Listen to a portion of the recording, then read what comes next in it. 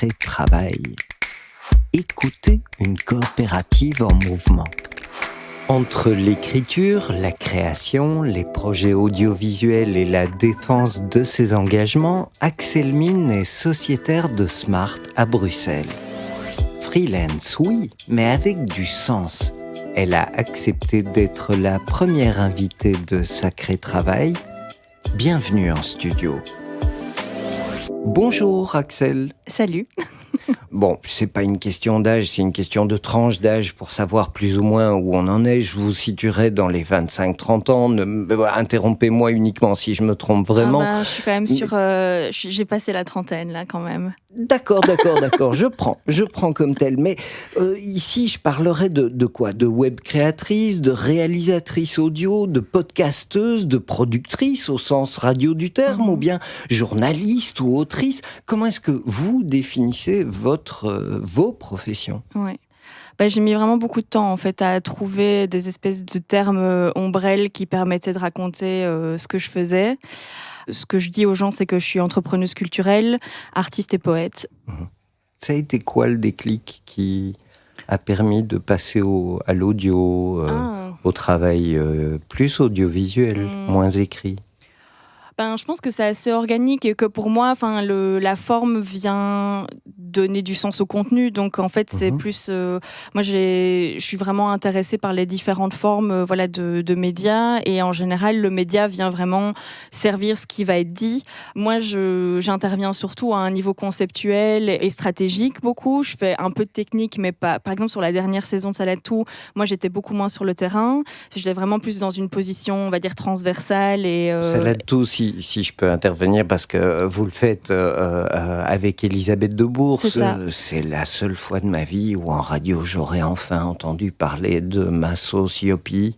C'est juste insensé et un beau produit à vendre. Excusez-moi de vous interrompre, mais sincèrement, je veux dire, j'ai quelques titres sous les yeux. Odyssée au pays des frites côtes, Le point Godwin de la bouffe, Jeune pousse et vieille casserole, Donjon et houblon, une histoire de chicon à emporter, et la série Sauce Corona, qui était plutôt la deuxième saison. Mais donc là maintenant, ça c'est une enveloppe fermée, si je comprends bien. Oui. Comment est-ce qu'on choisit ? Comment est-ce qu'on prend ce type de décision ? Je vous demande pas la raison technique, je vous demande le contexte qui permet de faire ce choix et d'accepter de repartir éventuellement de zéro.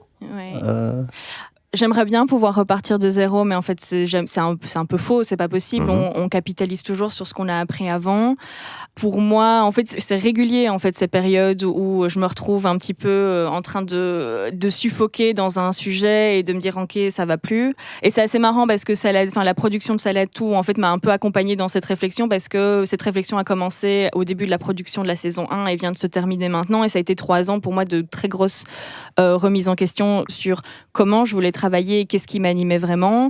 Et c'est ça qui m'a aussi permis de faire ce lien. En fait, moi, j'ai un désir d'entreprendre qui est très, très grand et de construire quelque chose. Et en fait, je me suis rendu compte que régulièrement, je faisais chaque fois à peu près la même chose, mais avec des gens différents et sur un sujet différent, mais qui avait toujours ce besoin de construire une sorte de petit labo média qui mêle différents, qui se trouve à l'intersection de plusieurs sujets, ce qui était le cas avec Studio Fin, où c'était la nourriture, le design et les médias.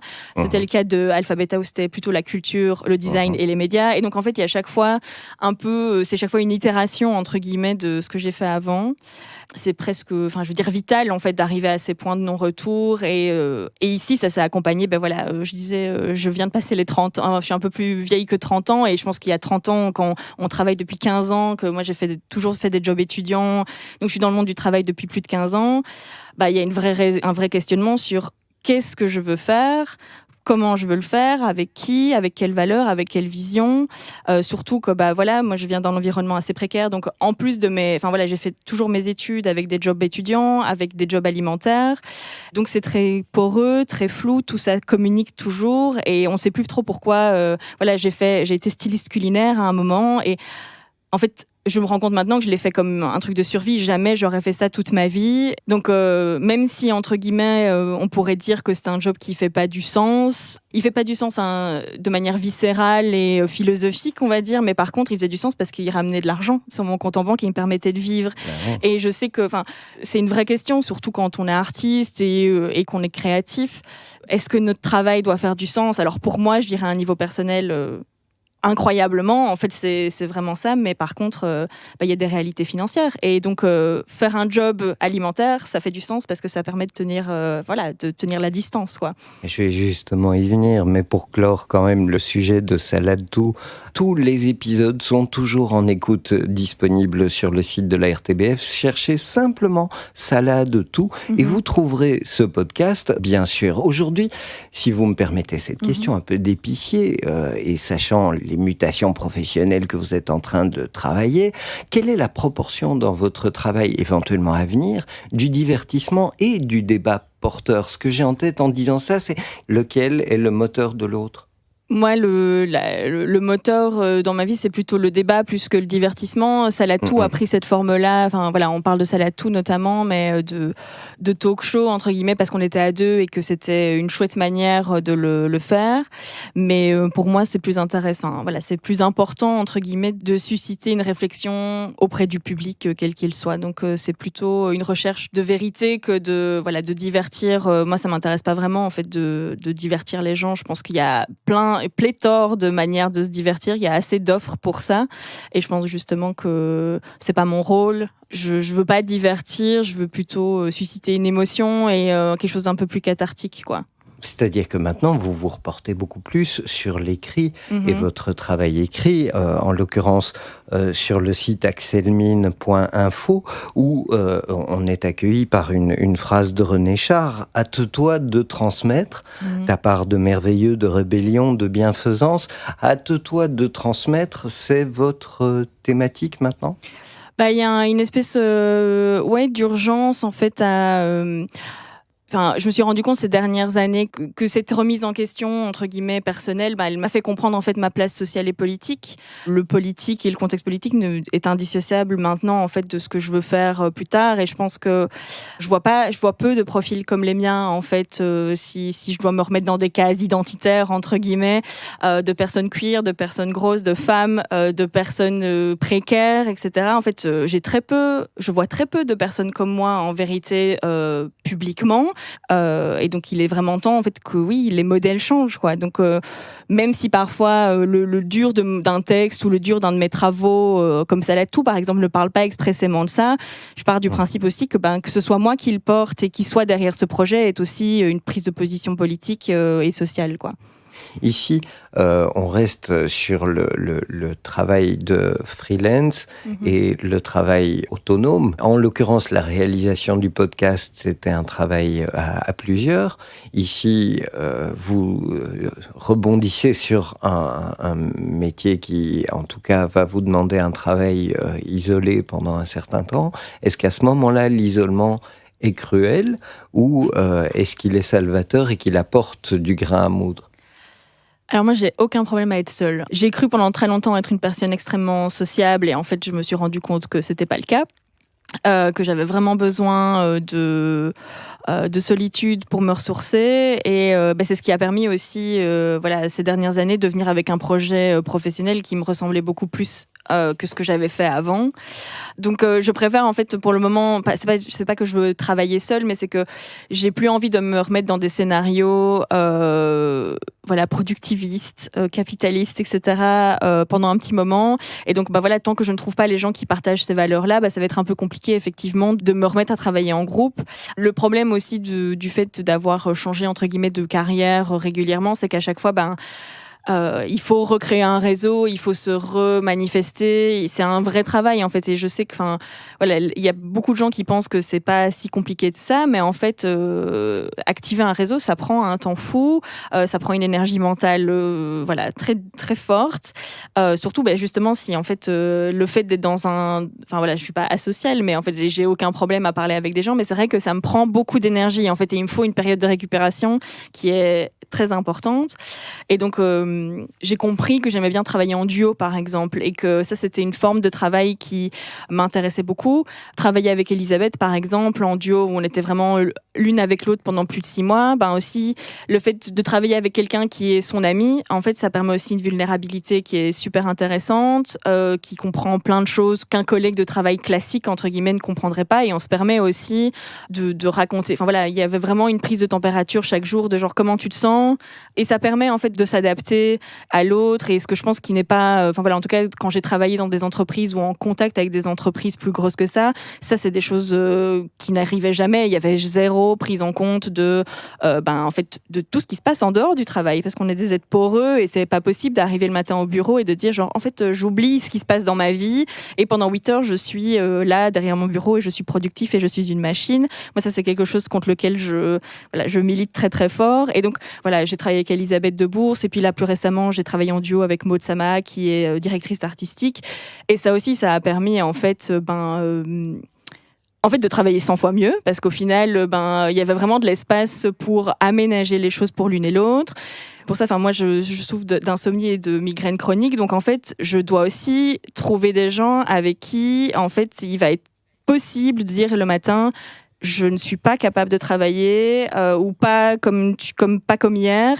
C'est très fluctuant. Je ne sais pas prévoir une migraine à l'avance. Donc il y a toutes ces questions liées au validisme qui sont là. Et donc en fait toute cette prise de conscience-là qui, pour moi, ont eu lieu ces 3 dernières années, viennent vraiment maintenant informer comment je veux travailler et avec qui. Et en fait, il va falloir trouver des gens qui comprennent ça et qui sont prêts, en tout cas, à challenger ce qu'ils pensent du travail et comment doivent être faites les choses. C'est pas simple à trouver. Après, ça se trouve. Je pense que ça se trouve. Et je pense qu'il y a plein de gens qui mènent des réflexions là-dessus. Mais effectivement, c'est peut-être à ça aussi que sert une coopérative, éventuellement. Voilà, c'est de pouvoir trouver en interne, parfois, des collaborations. Mais c'est vrai que je ne vous entends à aucun moment regretter de ne pas être dans un open space avec 35 personnes dans un même service pour faire 8 heures par jour, et en ayant la facilité qu'à 17h01, c'est fini. Et ça, c'était une des questions sur lesquelles je voulais revenir, c'est justement la confusion vie privée, vie professionnelle permanente. En l'occurrence, c'est ténu, ce que je vais poser comme différence, mais entre j'alimente mon travail grâce à des expériences que j'ai dans la vie privée, ou en fait, je suis un peu tout le temps au travail. Il y a quand même une vraie différence, même si le résultat est le même, il y a une différence. En l'occurrence, quelle est votre position par rapport à ça ? Vous êtes tout le temps un peu au boulot, ou bien vous alimentez votre boulot de vos expériences personnelles ? Si on parle du travail au sens, celui qui me fait vivre... intellectuellement, etc., qui me passionne, je suis toujours un peu au travail. Mais pour moi, je ne le ressens pas comme du travail, comme une charge, comme du travail, on va dire, alimentaire, entre guillemets. Donc, alors oui, je suis toujours un peu au travail, mais en même temps, j'ai aussi compris que moi, la frontière, le 9-17, c'est pas un truc qui me parle, mais que par contre, du coup, la frontière, elle se met autrement. C'est juste que c'est apprendre à s'émanciper du canevas horaire qu'on nous a appris, et ça, je pense que, plein de gens qui travaillent seuls ou en télétravail ou quoi, aussi... apprennent à jongler avec ça, mais c'est vrai que c'est un vrai effort de comprendre ok, en fait je peux travailler autrement, ma coupure elle doit pas forcément être à 18h01, donc c'est aussi essayer d'apprendre à nuancer ça, mais par contre... Et ça rejoint ma question de tout à l'heure sur justement les variations de rythme de travail. Est-ce que c'est bien vécu, ou est-ce que c'est comme ça, donc j'assume, mais ou est-ce que c'est heureusement vécu? Période intense, période rapide, et puis des longues périodes de calme pour récupérer. Disons que ça s'est aussi un petit peu imposé, parce que comme je le disais, avec tout ce qui est douleur chronique, etc., en fait, il faut arriver à jongler. Je sais que c'est une période... ce que j'ai vécu jusqu'ici en termes d'horaires parfois très très compressés et puis parfois plus relaxés, ça va probablement changer ici dans les semaines à venir. Mais après, j'apprécie assez bien l'idée d'être plongée dans une thématique pendant un moment donné et puis de pouvoir relâcher pendant 2-3 semaines. Et c'est un vrai exercice. Enfin, tous les jours, je lutte contre le fait que je n'ai pas commencé à travailler à 9h pile ou qu'à midi, je suis en train toujours de travailler alors que ça devrait être la pause ou j'en sais rien. C'est tout des schémas en fait qui sont super imprégnés en nous. Donc tous les jours, c'est un vrai challenge de travailler autrement. Mais c'est aussi un vrai travail de ressources humaines en fait et de relations et d'arriver à communiquer ses besoins et de les comprendre. Et je pense qu'on a peu... on se laisse vite envahir par il faut travailler, il faut ceci, il faut cela, et c'est tout à fait valide parce que on court tous après le travail et après des jobs et on a peur de dire non parce qu'on a peur qu'on nous rappelle pas. Et en fait, c'est vrai aussi parce que le nombre de fois où j'ai bien vu ça avec certains clients où tu dis non 2 fois, bizarrement on t'a rappelle plus. Et donc c'est une bataille constante en fait, mais c'est vrai que moi j'apprécie assez bien l'idée d'être sur une thématique donnée pendant plusieurs mois et puis de pouvoir me relâcher. Et ça permet en fait cette intensité des quelques mois et puis cette espèce de gros relâchement permet en général aussi de souffler un coup et qu'une autre idée jaillisse. Que c'est comme ça qu'en général, moi, ça se passe. Il y a besoin d'un espèce de gros vide, presque où je suis en train de dépérir, et puis il y a une bonne idée qui arrive, mais il faut ce calme-là, en fait, pour qu'une bonne idée arrive. C'est rare que ça arrive pendant un autre projet, quoi, je pense. Voilà. Et sans rien dévoiler du prochain dossier ou du prochain projet, est-ce que pour ce prochain projet, pour cette idée que vous allez forcément développer maintenant, que vous êtes peut-être déjà en train de développer, je ne sais pas, mais est-ce que vous vous sentez plus freelance ou est-ce que vous vous imaginez plus entrepreneuse ? Entrepreneuse de manière générale, et je pense que ça ressent en fait dans la manière dont je construis les choses et je construis des systèmes en fait, l'air de rien, et des systèmes de travail et tout ça. Et pour moi, ça c'est important. Et aussi parce que j'ai eu autant la casquette freelance, entrepreneur, et au fur et à mesure des années, et je pense que ce qui différencie essentiellement ça, c'est que l'entrepreneur veut construire une structure, avoir des employés, des collaborateurs. Alors oui et non, parce que je pense, je suis pas. Avant, j'étais comme ça. Avant, je voulais absolument avoir mon entreprise, je voulais absolument avoir des employés et tout. Et maintenant, c'est plus trop c'est plus trop la manière dont je vois les choses, mais par contre, pour moi, il y a un côté pérenne, quoi, voilà, et que je pense que dans l'activité de freelance, il y a très moyen de rester dans sa boucle et juste d'itérer. Et ça veut pas dire qu'on n'évolue pas ou quoi, mais que on refait un peu la même chose. Alors que je pense que dans l'idée de construire quelque chose avec une volonté entrepreneuriale, il y a besoin en fait d'une vraie compréhension d'un système économique. Il faut porter des valeurs en fait pour moi qui sont plus grandes que juste être freelance. Et c'est pas une critique, mais c'est parce que je me rends compte maintenant que porter un projet comme ça, il faut que ce soit ancré dans quelque chose, une compréhension plus grande en fait du système, quoi. En fait, avant, ça m'intéressait vraiment le côté management de la chose, de l'entreprise, entre guillemets. Et maintenant, je me suis rendu compte que même si je sais faire ces choses-là, c'est plus du tout là où j'ai envie de moi m'investir, quoi. Pour moi, l'entreprise partagée, ça c'est un modèle qui m'intéresse énormément, notamment par les valeurs que ça porte. Après, c'est aussi compliqué, la collectivité, et je sais...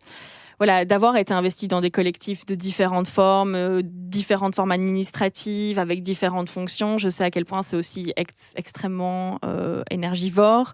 Et en même temps, c'est super intéressant. Mais il y a toujours ce lien... là, je suis un peu dans une réflexion entre le jeu et le collectif, c'est qui fait quoi et qui apporte quoi à l'autre et comment on s'inscrit dans le collectif. Et donc, par exemple, avec la Smart, avant que ça devienne une coopérative, j'utilisais déjà la Smart à un niveau très personnel. J'avais besoin de facturer et j'étais étudiante et ça permettait de faire ceci. Et donc, les valeurs et la vision d'une coopérative sont arrivées où moi j'étais déjà là. Et en fait, je me suis dit, c'est tellement logique, ça me paraît tellement logique de faire ce genre de choses. Et de plus en plus, en fait, j'admire les gens qui osent faire ce genre de démarche-là, parce que je pense que c'est, avec une vraie démarche sociale, je trouve ça super intéressant. Moi, je sais pas encore trop comment je me situe par rapport à ça, à part que pour le moment, à la Smart, je participe de temps en temps à des workshops et des choses comme ça, mais je pense que ça convient aussi à des périodes de la vie où des fois on sait s'investir là-dedans et on peut arriver sur des thématiques très précises. Et puis voilà, et c'est en fait presque la force de la chose, c'est que tout est interchangeable et j'aime bien cette idée de pas être indispensable en fait, et de se dire et ça c'est un peu la leçon que je reprends des autres projets que j'avais, et que j'aimerais bien pouvoir intégrer dans la prochaine chose que je fais, c'est comment on fait pour transmettre et comment on fait pour que le projet ne meure pas au moment où la personne qui l'a initié s'en va, parce qu'il y a 1000 raisons qui font que. Et ça, je pense que du coup, ça s'inscrit pas mal dans mes valeurs et le côté durable et pérenne, et comment on transforme ça sur le long terme, quoi. Merci beaucoup Axelmine, AXELEMI2NE.info pour lire l'ensemble des créations actuelles de Axelmine. N'oubliez pas, ça là de tout sur le site de la RTBF. Et franchement, merci beaucoup d'apporter votre énergie dans le projet global de la coopérative Smart. C'est ça qui nous rend fiers de bosser aussi. C'est vraiment très important. Merci beaucoup, Axelmine. Avec plaisir, merci beaucoup.